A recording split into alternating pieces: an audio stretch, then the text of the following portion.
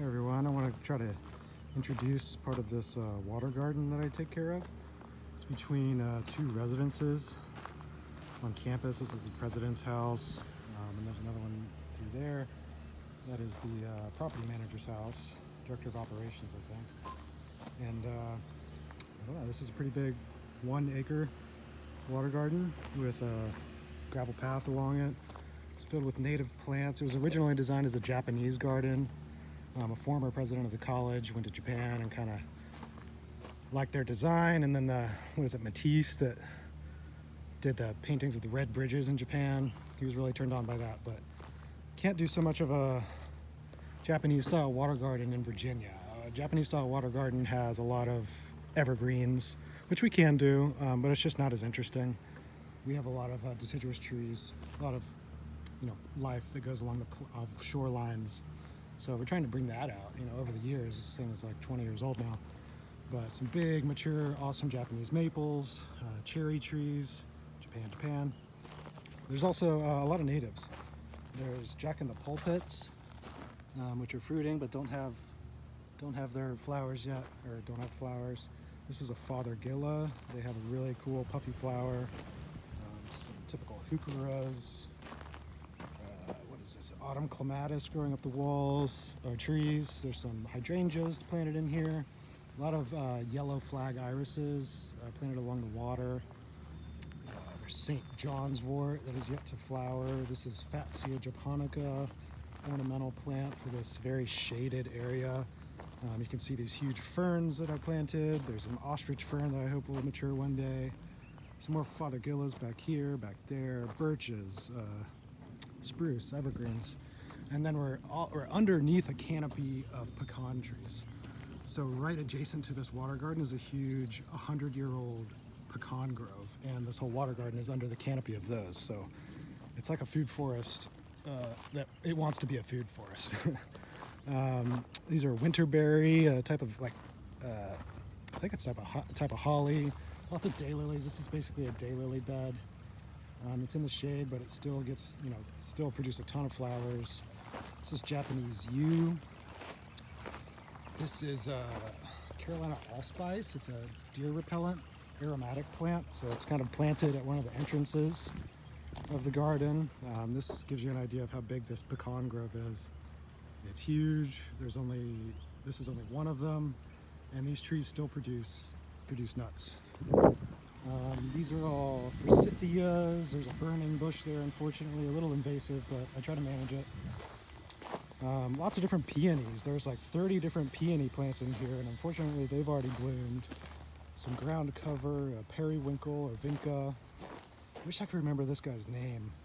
Might be a type of poet laurel, the poet's laurel.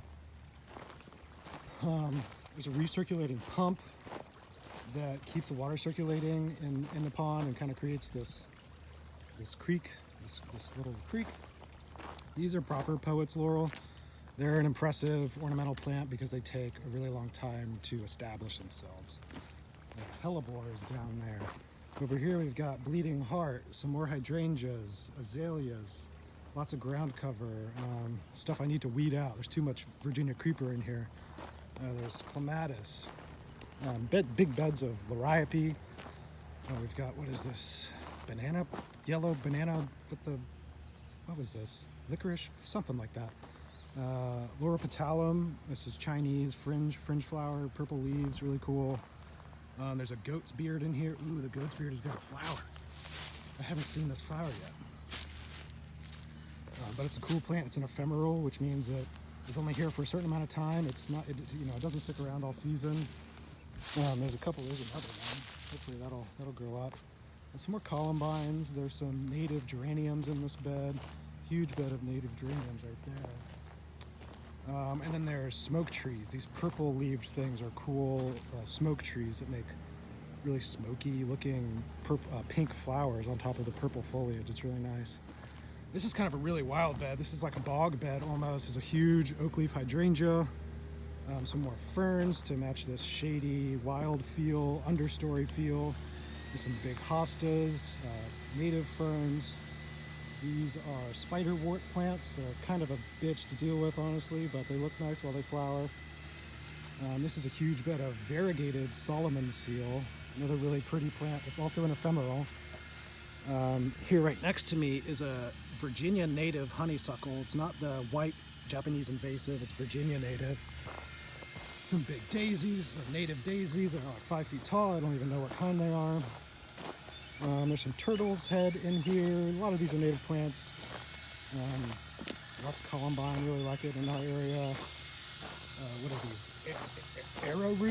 Arrowhead root, maybe. It's a type of taro, I think. It's a water-loving plant, huge flower, or huge leaves that is kind of unique for our area. Lots of yellow flag irises, little Buddha, meditation point, kind of reflect on the water. It's a lot about, trying to create an environment of appreciating nature and calmness. Oh, what was this guy? I think this is a type of hemlock, a native hemlock, the thing that Socrates poisoned himself with. Some more azaleas, the standard Japanese, Asian type plants. This is a Japanese Andromeda. That's another really slow growing plant, but this is an awesome specimen. It's 5-6 feet tall. It makes really cool flowers. Japanese Andromeda. This is a Stuartia, a really cool spring flowering plant, a tree, small tree, with a bed surrounded with some irises, chrysanthemums. It's a good insect repellent. Ooh, we've got a volunteer, foxglove, volunteer foxglove. Yeah, that's pretty cool. Crane's bill geranium, lots of little rudbeckias that have volunteered themselves here. So those would be like black-eyed Susans or some type of sunflower maybe. Another huge bed of jack-in-the-pulpits, variegated Solomon seal. These are cardinal flower, which is a native flower. It's really cool. Look those up. They're really nice. Hummingbirds and pollinators really love them. A little bit of lily of the valley, which is a popular ornamental plant. See, these are like all wet-loving plants. And on this side of the bed, we have milkweed. So I do see monarchs here soon. I'm surprised they're not here right now, like eating the leaves. And then right next to it, we have bee balms. These things aren't in flower yet. We're still in the end of May or mid-May, and they're not quite in flower yet. Another little bog section. These plants are cannas.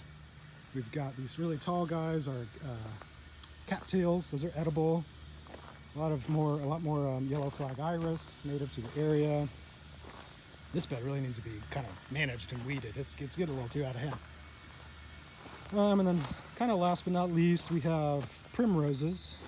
Another native. There's a stilby under there that have these pink flowers, and these ones aren't quite flowering yet. The buds aren't open. So I've gone over about 2/3 of the water garden so far. We have this adjacent bed that's filled with a lot of trees and needs some more management from me, but can only do so much work in a day. A lot of native dogwoods in there. It's a really nice little bed. We pass this little dry run creek. So when the pond overflows, this creek acts as a spillway, so it doesn't overflow onto the walkways. This is a really cool, impressive little bed of ground roses. They're very short, compact roses, but they get full sun. They're here in the gravel. Might be undesirable conditions to some flowers, but not them. Some baby sage. This smells really good right here. Some baby sages. These are all tick seed. Native wildflower to Virginia in the southeast. Catmint is a really good pollinator. It is a commercial plant, but it attracts pollinators really well. You can see one right there. Oh, so much stuff. More bee balm, monarda. There's kind of random stuff in here. This is like a type of sedum, a desert type plant. These are lilies that are yet to open. This is a type of hydrangea shrub. It's like a hard-wooded giant hydrangea. I forget exactly what you call it off the top of my head. Daylilies that are just waiting to bloom. There's a ton of blooms on these.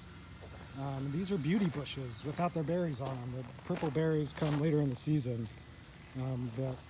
That'll look good later. These are button bushes behind those. In the water, their roots are basically in the water. Another native that pollinators really like. I made this huge bed of wildflowers several years ago, and it's kind of managing itself. As you can see, it doesn't look manicured. It looks like a wild meadow, and that's kind of what I wanted. There's a ton of stuff in here that blooms at different times of the year. The rudbeckias and sunflowers are really nice. You can see little paths that deer or whatnot have made in here. We have turtles that lay their eggs by the pond. We have deer, groundhogs, all kinds of things. There's a Japanese maple tucked in there that probably should be transplanted. Here's a foxglove, one of my favorite flowers. It's very poisonous, but it's a non-edible, but it's really cool, really nice flower. It's very dainty and beautiful looking. Kind of a whole other mess of stuff in here that, you know, is low maintenance. This is basically more wildflower beds. This is a bunch of daylilies. This is a chaste tree like this one, another native tree that makes really cool flowers in my opinion, and pollinators really like that. More peonies. What is this thing called? Like a lizard king or lizard's tongue or something. It's another ephemeral. It's only here for a little while. Some blooming Tierella, Heucherella. That's another easy landscape plant that I like. We've got sweet bay magnolias, native trees. We've got cannas in here. We've got more peonies. These are going to be goldenrods that I let stay. This is a ground cover juniper to help with the erosion because that's on a slope. More ground roses. This is a Chinese Korea. Another cool landscape plant. Big bed of yarrow. This is, although it's not a flowering, is a red hot poker, Nymphifolia or something like that. Adam's needle. What are these called? Scientific name. Spiky guys. I'm blanking. I've had so many plants in my head. These are red twig dogwoods, a really cool ornamental plant that their twigs, you know, their branches turn red in the winter, set against the snow. It's very beautiful. These are myrtle, or sweet bay myrtles, like bay leaves. I get bay leaves and put them in my soups from these plants. Some more hostas, a little sitting area by the water. These are aronia berry, an edible chokeberry, aka. They don't taste very good, but they're really good for you. I need to harvest these ones here. This is a cool little plant, ornamental, called a Carolina silver bell, a native. Really cool, really beautiful branching type of plant. And along the water, we've got elephant ears, a lot of flag irises. What is this thing called? A pinkerel, purple flower. Another huge daylily bed with some grape leaf behonias. It's really fun. I feel so privileged to be able to be here and spend my time here every day. But in case anyone is interested, this is in Petersburg, Virginia at Richard Bland College of William and Mary.